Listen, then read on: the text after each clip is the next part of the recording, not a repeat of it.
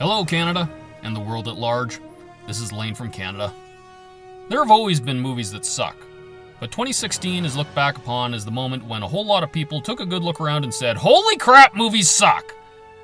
There are a lot of theories as to why this happened, some credible, some bizarre, but I'd like to add my own ingredient into the conspiracy cauldron.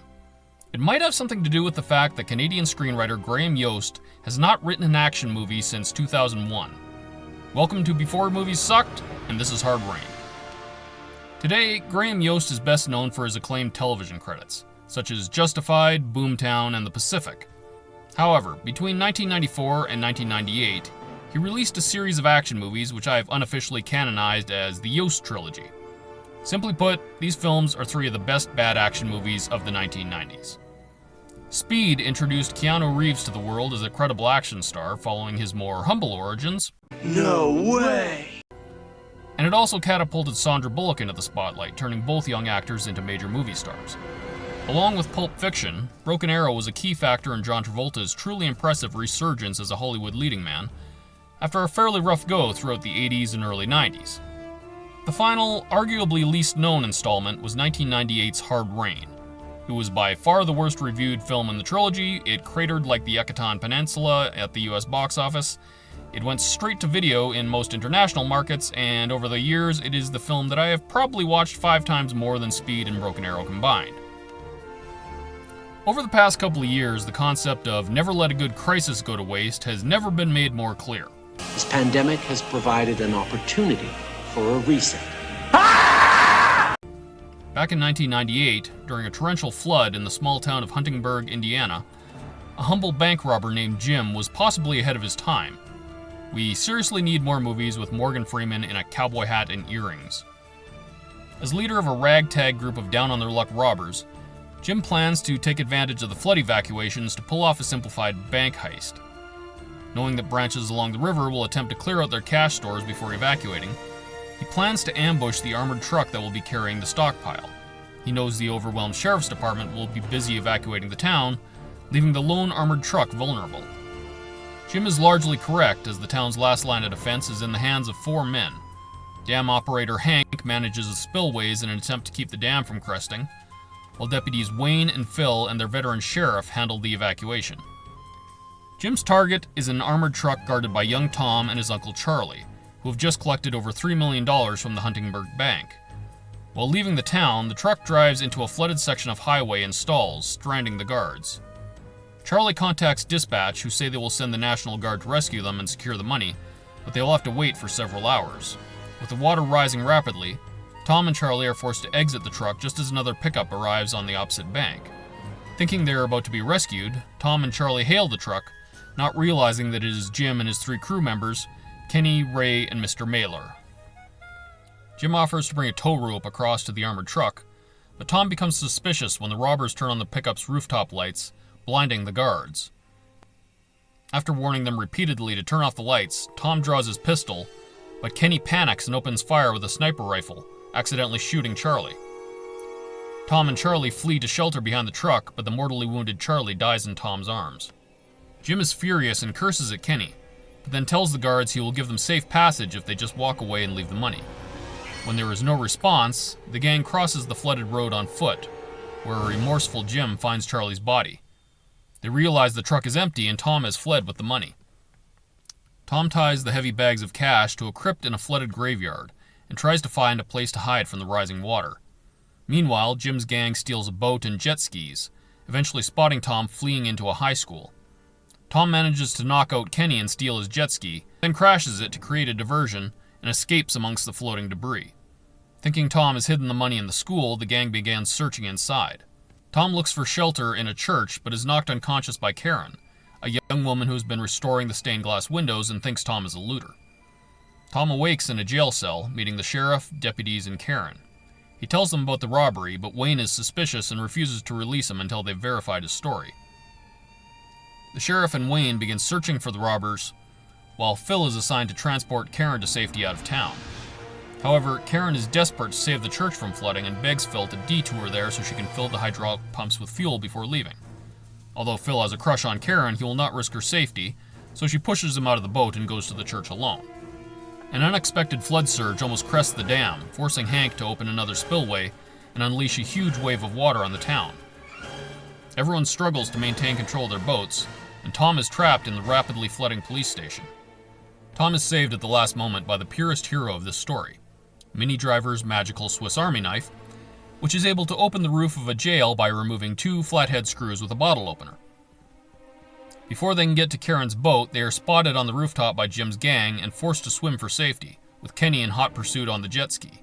Karen and Tom see a power line transformer that is about to connect with the rising water, and attempt to get to high ground on a windowsill, but are ambushed by Kenny.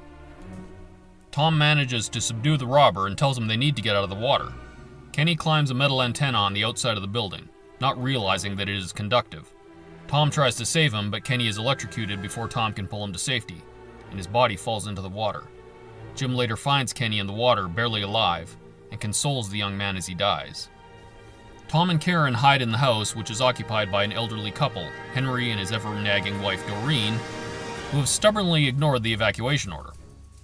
Henry agrees to let Karen hide with them, and gives Tom his rowboat so that he can return to the armored truck and rendezvous with the National Guard. Unbeknownst to Tom, Jim's crew is watching the home and sees him leaving. Tom makes it back to the truck and retrieves a shotgun, but is immediately captured by Jim, who has taken Henry and Doreen hostage. Tom refuses to give up the money unless the hostages are released. Tired of Doreen's whining, Jim agrees, much to the relief of Mr. Mailer. Before leaving, Henry whispers to Tom that Karen is safe, having hidden in the attic. Karen is later found and rescued by the sheriff. Taking Tom back to the graveyard, Jim tells him not to bother stalling, as the National Guard was never coming. It is revealed that Charlie was actually the inside man on the heist and an old friend of Jim's. It was Jim who Charlie had called on the radio, not dispatch, after the armored truck was unexpectedly stranded. Tom furiously accuses Jim of murdering Charlie to keep his share, but Jim confesses that Kenny shot Charlie because Jim never told him Charlie was involved. Tom takes them to the crypt, but the money is gone. An outraged Ray attempts to murder Tom, but they are ambushed by the sheriffs and Hank, who had previously been deputized by the sheriff. In a furious shootout, Ray and Mr. Mailer are killed, and Jim takes Tom hostage as a human shield. Oh yeah, and then this happens. I know you'd like nothing better than to shoot me, but in order to do that, you're gonna have to shoot through young Tom here.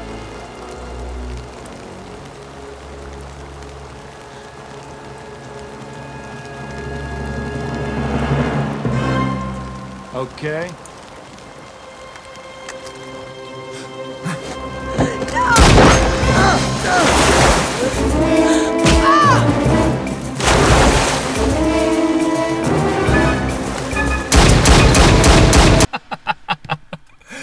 I love that. Randy Quaid has possibly gone insane in real life, or maybe we need to toss another quarter into the already brimming Alex Jones was right jar. But the sheriff's abrupt turn to the dark side a full hour into the film is just a great actor giving a great switch. Movies that suck subvert our expectations in a destructive, deconstructive, or emasculating way. Movies that don't suck just give us good twists. So there's lots of booms and bullets and speeding boats. Phil is torn, but reluctantly goes along with the plan when given the ultimatum of keeping his share of $750,000 or killing the sheriff. Forced to team up, Jim and Tom flee to the church and prepare for a defense. Wayne lecherously says he's going to take the unconscious Karen back to her home and stage her death as an accidental drowning, despite Phil threatening to kill him. After unsuccessfully trying to torch Tom and Jim out with Molotov cocktails, Sheriff, Phil, and Hank ram their boats through Karen's stained glass windows and into the church. After an intense firefight, Tom and Phil end up in a standoff, neither one willing to kill the other. Disgusted by his hesitation, Hank dismissively shoots Phil out of the boat. Tom and Jim finally get the drop on Hank and the sheriff, just as the dam sirens begin alarming. With only minutes before the dam ruptures, the sheriff offers to split the money in exchange for Karen's location. Tom agrees, but Jim refuses to share any of the money. However, a repentant Phil tells Tom where Karen lives. Tom takes a boat and pursues Wayne to Karen's house. Wayne decides that, so long as villainy has been thrust upon him, he might as well lean into it, but Minnie Driver's magical Swiss Army knife saves the day again and kills him. Girl power! However, she is still handcuffed at the bottom of the stairwell, with the water rapidly rising. Springing into action like the selfless hero he is, Minnie Driver's magical Swiss Army knife quickly begins unscrewing the banister from the spindles, allowing Karen to stay above the water level, but the corner posts are too thick for her to break free. Having secured the money, Jim prepares to abandon the sheriff and Hank in the church, but the sheriff draws a hideout pistol and shoots the thief. He and Hank then flee with the money just as the dam breaches, sending a tidal wave that demolishes the town. Jim survives and manages to get back in his boat, escaping just as the wave crashes through the church, killing an acceptant Phil. Unable to outrun the tidal wave with the extra weight, the sheriff also pushes Hank overboard, leaving him to die in a propane explosion. Tom arrives at Karen's almost submerged house, but loses his boat and weapons in the process, and is unable to free her from the handcuffs. Just as Minnie Driver's magical Swiss Army knife seems to have failed him, Tom is once again blessed by the movie gods in finding Wayne's magical Smith & Wesson Model 686 on the front porch of a floating house in 15 feet of the most crystal clear floodwater in history. With no extra ammunition, the weapon has already been fired several times, and incidentally will fire another 10 to 15 times before the credits roll. I love movies! Floating debris blocks the flooded staircase, preventing Tom from swimming back up. Fortunately, a construction equipment salesman who is temping as an armored truck driver can apparently swim like a Navy SEAL, so Tom manages to rescue Karen anyway. They take refuge on the roof, but are immediately attacked by the sheriff, determined to eliminate all witnesses. Pinned down by gunfire, Tom and Karen are rescued when Jim arrives, jumping his boat over the rooftop and knocking the sheriff into the flood. Tom swims to help the wounded Jim. Karen escapes into the sheriff's boat, only to discover that the sheriff has survived. Karen tries to shoot him with his own rifle, but it clicks on an empty chamber, and for the first time in the movie, Minnie Driver's magical Swiss Army knife is a no-show. Just before the sheriff can kill her with his pistol, Tom and Jim both open fire, putting so much lead into the sheriff that Superman's X-ray vision couldn't find him. State police boats begin arriving, and Tom lets Jim go in gratitude for saving his life, although the robber continues to half-heartedly insist that he only did it for the money. Jim plucks a single bag of money from the water, smiling back at Tom as he rows away. As they surrender to the approaching police, Tom nonchalantly informs Karen that the sheriff rammed a couple of boats through her cherished stained glass windows. Nobody has deep expectations of a shoot-'em-up summer action movie. We go in knowing that slow-motion gunfire that rarely hits where it's aiming makes our popcorn taste better, quippy dialogue is the extra melted butter, and a winner-take-all finale is the overpriced, watered-down soda that washes it all down. Hard Rain delivers the full menu. Although Graham Yost subsequently proved that he could write smart, dramatic scripts and even create and write multiple television series, I'll always appreciate him most for knowing how to put together a screenplay that a good action director can just have fun with. I also have to give a shout out to Christopher Young for a magnificent score that's a notch above the standard action fanfare. I never thought that a great action score would feature harmonica solos, but Christopher Young proved me wrong. Somehow that harmonica just cements this as one of the better blue-collar, possibly even redneck action films since Tremors in 1990. The rural aspect of Hard Rain is one of the things I really enjoy. Action and disaster movies, particularly in modern films, all too often take place in major cities where the destructive spectacle and CGI mayhem can be shown on a grand scale. Small towns are more commonly seen on opposite ends of the spectrum in horror films and syrupy Lifetime romances. There's something about the small town setting that makes the movie hit home to an everyday rural audience. We all understand the frustration of working a dead-end job with dreams of a better life beyond the horizon. Even those of us who have morals and values still dream of a $3 million windfall that would theoretically make all of our problems go away. Nah. You never once thought about taking that money. You can't ride in that truck and not think about it. Reckon that's how it started with Charlie. It's just your basic treasure fantasy that predates cinema by several thousand years, but it remains in storytelling to this day for one simple reason. We all still want it. And despite his crimes, we're still kind of happy to see a somewhat redeemed Jim get away with some of it. For an action movie, this film's cast is about as great as you could ask for. Morgan Freeman is a multifaceted actor who can be dramatic or hilarious based on the requirements of the script, and he's always going to be the most authoritative guy in the room. He's been in plenty of big-budget action films, but more often than not, he ends up playing the more measured, thoughtful hero. It's refreshing to see him take on a pedal-to-the-metal action role for a change, making Jim one of my all-time favorite anti-heroes. This was sadly one of Christian Slater's last great action roles, as he faded into a bit of obscurity after his 90s heyday in films such as Robin Hood, Prince of Thieves, True Romance, and Broken Arrow. But it was great to see him back in action one more time in a film that I'm still rewatching almost 25 years later. Although none of the characters have a ton of complexity, I like that Tom is shown to be a decent man, even unknowingly attempting to save Charlie's killer from the sparking transformer. On the other hand, Jim's moral ambiguity is more obvious, as shown when he possibly has the option to save Phil, but leaves him to die in the church. Minnie Driver does get a bit of the damsel in distress treatment, and it's not lost on me that the only gun she ever touches in the film is empty, thus allowing the trigger-happy menfolk to save the day. Down with the patriarchy.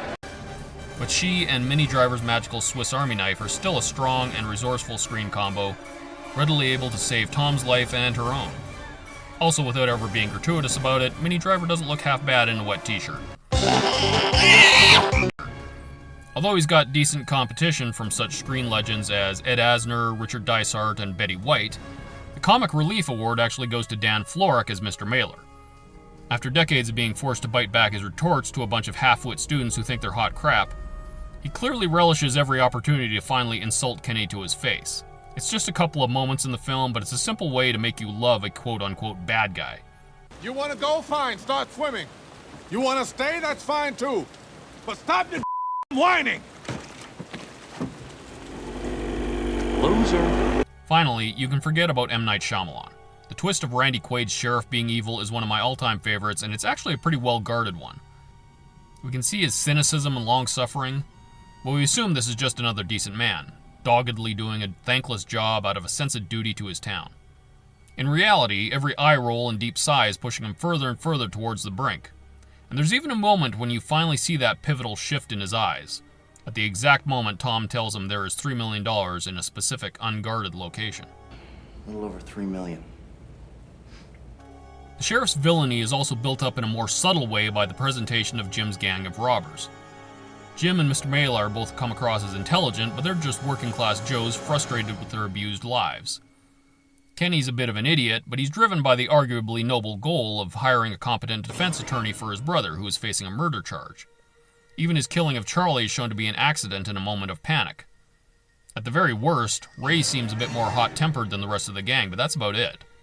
They're all antagonistic in their pursuit of Tom, but we get the feeling that these aren't really evil men, and we feel a bit confused as to how they are the villains of this story, especially as, fairly early on, they all get picked off one by one. But the moment the sheriff takes that first pot shot at Tom, a light bulb clicks on and we just start grinning. We found our villain, and it's absolutely glorious. I don't know if the CIA and the Illuminati and Bill Gates really are trying to kill Randy Quaid, I just know that I miss him. Could hard rain be made today?